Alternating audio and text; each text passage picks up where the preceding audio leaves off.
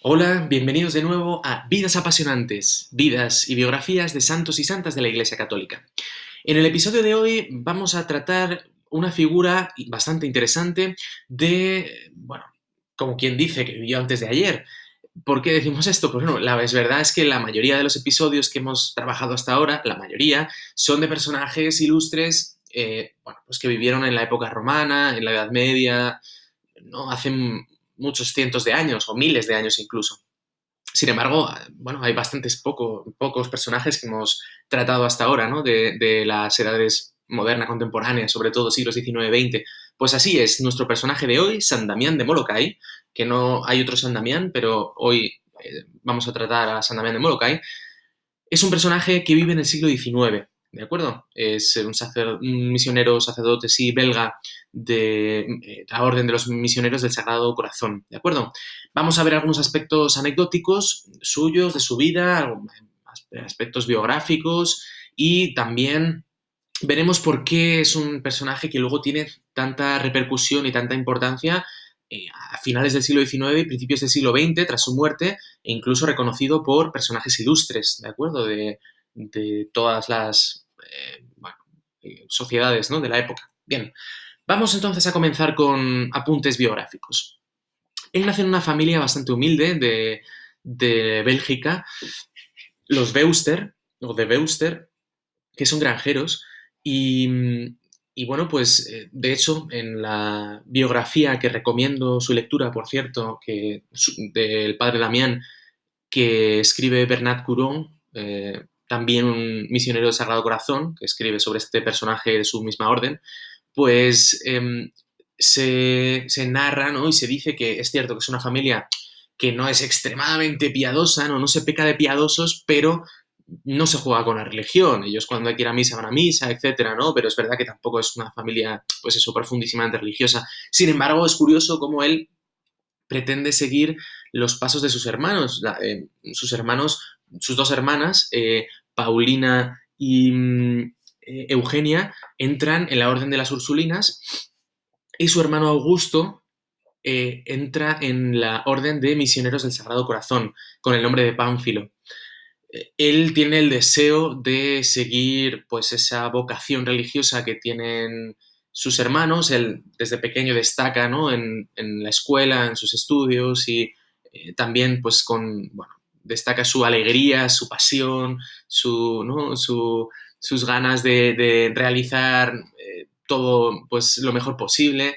Y bueno, pues como decíamos, no hay una oposición directa de sus padres, de hecho ya tienen las experiencias de sus hermanos, pero dice, bueno, pues si debe ser así, que Joseph entre a la orden religiosa, pues así sea, ya veremos, ¿no? Entonces le dejan seguir sus etapas, sus estudios, hasta que, por fin, a los 19 años, en el año 1859, pues se le entregan los hábitos de misionero del Sagrado Corazón y, bueno, pues entra a formar parte ya de la orden. Bien, durante su noviciado hay una anécdota muy curiosa también. Al parecer, él pues tiene desde siempre esa vocación misionera, ¿no? De ayuda a los que más lo necesiten, estén donde estén en cualquier lugar del mundo, ¿no? Y de hecho, pues en el noviciado hay una imagen de San Francisco Javier, que veremos también en otro vídeo, jesuita, patrón de los misioneros, y eh, bueno, pues es descubierto en varias ocasiones por algún compañero suyo o algún superior rezándole a la imagen de Francisco Javier para que intercediera por él ante Jesucristo para que le dejara ir a las misiones, ¿no? Bueno, muy bonito. Cada día iba a rezar ante la imagen de Francisco Javier, ¿no? Además, pues como decíamos, ¿no? Es un hombre que se destaca por su alegría, por su pasión. Él, de hecho, de primeras no tiene...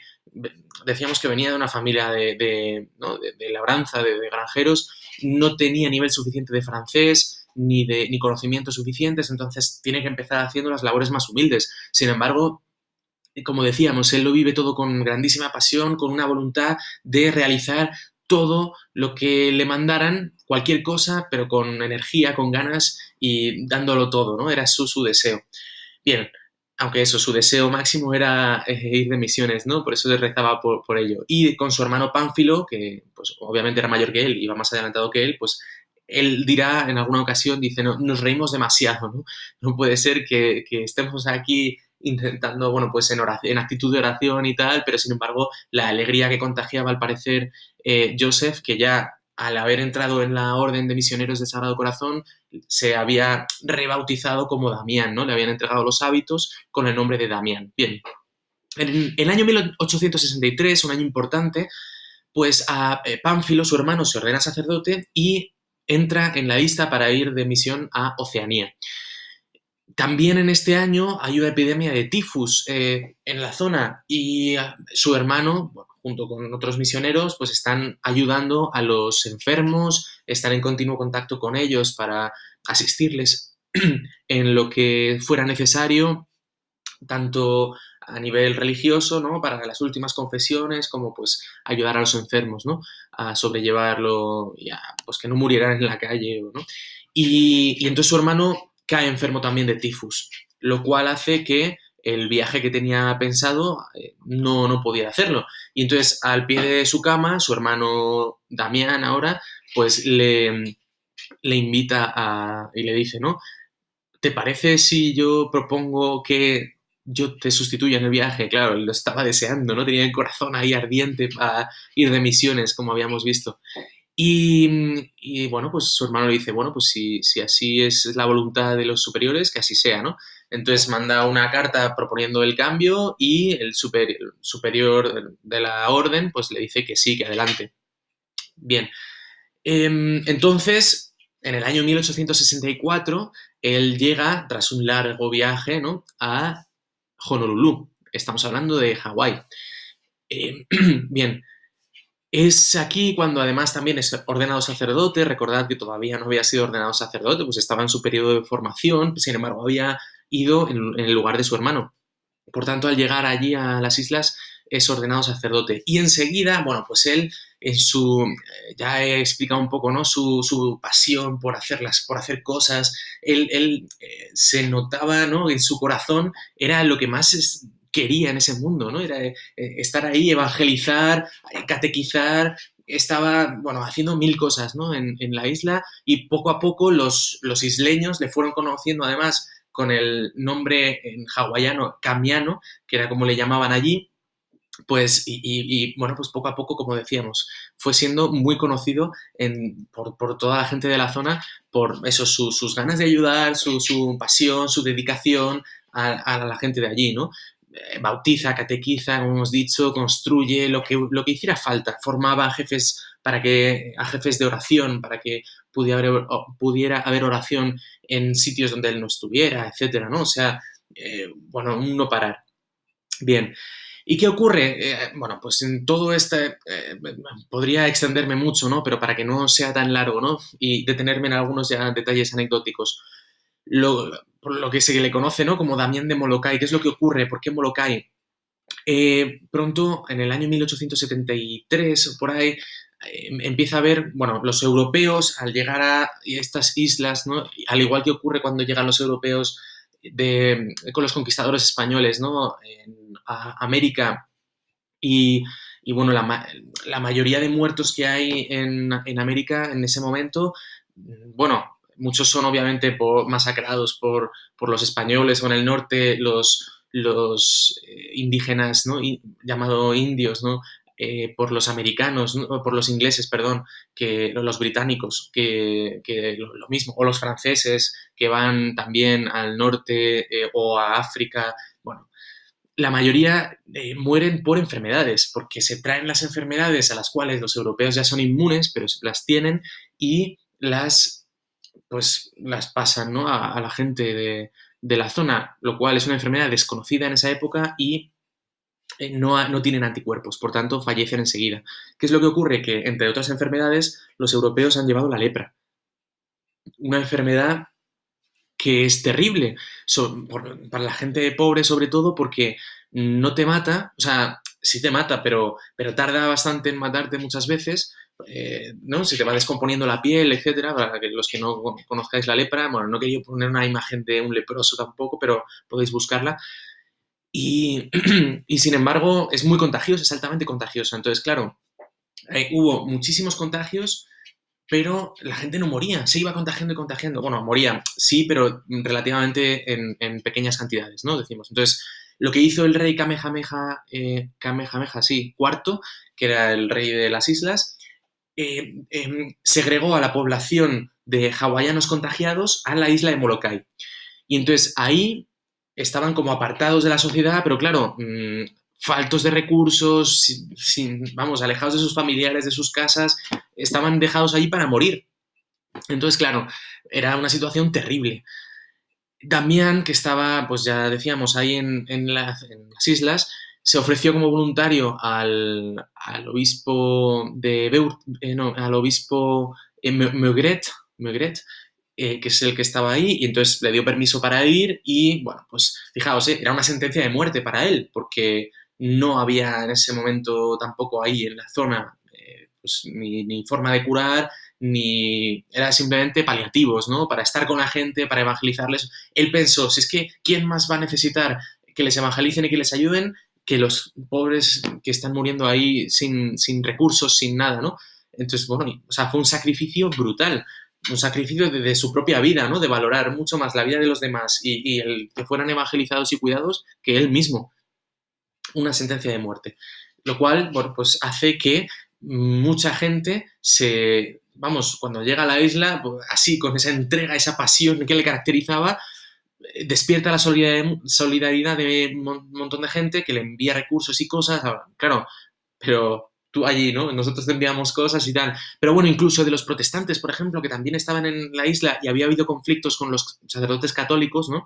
Ya sabemos, ¿no? Muchos piques que ha habido a lo largo de la historia entre incluso mismos cristianos, ¿no? Protestantes, católicos, ¿no? En este caso, bueno, pues viendo la entrega de Damián, pues incluso se apiadaron, vamos, o sea, se removió el corazón como para no, ¿no? Y entonces también ayudaron a enviarle cosas. Y bueno, el caso es que aún así, pues lógicamente, ¿no? Llega el momento que llega. En el año 1884, él cuando se va a meter en la bañera, se está preparando un baño y nota que el agua caliente, caliente, no la nota en el pie. No percibe el calor. Entonces se da cuenta de que se ha contagiado. Bueno, a pesar de que él sabe que va a morir, él no sigue, vamos, no, es como inagotable el desaliento, ¿no? Es decir, él sigue trabajando por los demás, sigue construyendo, sabe que va a morir, está contagiado, podría decir, bueno, pues ya, ¿no? No. Y incluso hace un planning establecido para seguir haciendo cosas cuando él ya no esté, ¿no? Es increíble. La pasión que ponía, ¿no? La entrega, el valor de la propia, o sea, de la vida de los demás, más incluso que de la propia. Bueno, increíble. Y 5 años después, en el año 1889, perdón, fallece finalmente.